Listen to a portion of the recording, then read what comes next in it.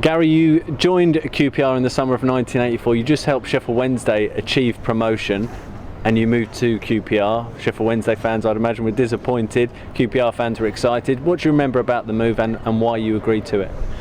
I can remember it quite well, really, because obviously we just got promoted with Sheffield Wednesday. Howard Wilkinson was the then manager, and unfortunately I didn't fit into Howard's plans.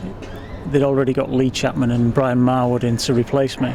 So, I mean, originally I went to speak to Brian Clough at Forest, and he wasn't able to talk to me at that particular moment. So Alan Mullery said, "Get yourself down here," and I spoke to the man and I was signed on. It was great. The club were in UEFA in the Europa League, so that was fantastic, and it was a great club to play for. 3.5 years I had down here, and it was probably the best time of my career for me and my family. And it was great on the AstroTurf even for me, but as I was saying earlier, it got to the injury stage and the back started aching and the knees and things like that, so I had to call it a day, really, and move on. But people said Gary Bannister loved the plastic. Yeah, I did at the time. For about 2.5 years, it was great when you got on here. You didn't get clogged by the big lads, and you know, it was good ticky-tacky football, I suppose, like in Spain they played. But it was great. The lads were brilliant, and it was a fantastic club. I was glad I joined this club from Sheffield Wednesday. When I originally arrived, I didn't think I would get in the team. Obviously, Clive Allen was still here and banging the goals in.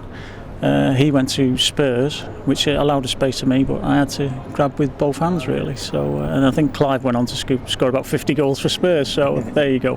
When Clive Allen left, you were seen as the replacement for him. Did you feel that element of pressure?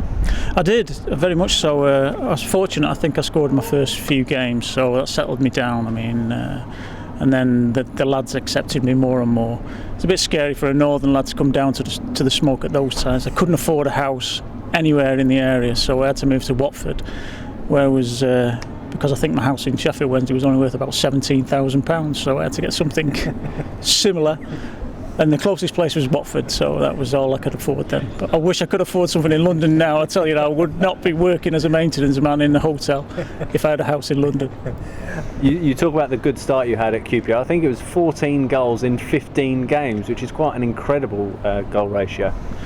Yeah, I don't really look at the old stats. The point for me was where if I could get over 20 goals a season, I would be happy. I mean, I did that for 3 seasons at Sheffield Wednesday, and I did that for 3 seasons, I think, at QPR. I might have been a couple short in the 3rd season, only because of injuries when I wasn't playing. I think I was 2 short, something like that. But I'd still got 16 goals in the half season I played in the 4th year I was here. So, no, it was great. I've got to thank Wayne Faraday for making most of my goals, because he was brilliant for me. I mean, we had a little thing going that he knew where I was, and he was so quick, and he made a lot of goals for me. Fantastic player. And you mentioned about the European adventure for QPR. I suppose mixed emotions, because you personally did very well, but we went out in disappointing fashion in the second round. Yeah, if we'd have had more experience, we'd have shut up shop and when we went to Partizan Belgrade. But it was interesting for me because we had to play on Arsenal's ground, and I scored a few goals there. Another hat-trick, I think, against Reykjavik, and a couple more against Partizan Belgrade. So it was good. It was a good adventure, but obviously things got a bit messed up out there, and you know, unfortunately that seemed to be the end of Mr. Mullery, which I thought was a bit unfair at the time, because, you know, as I say, if we'd have had more experience, we'd have shut up shop.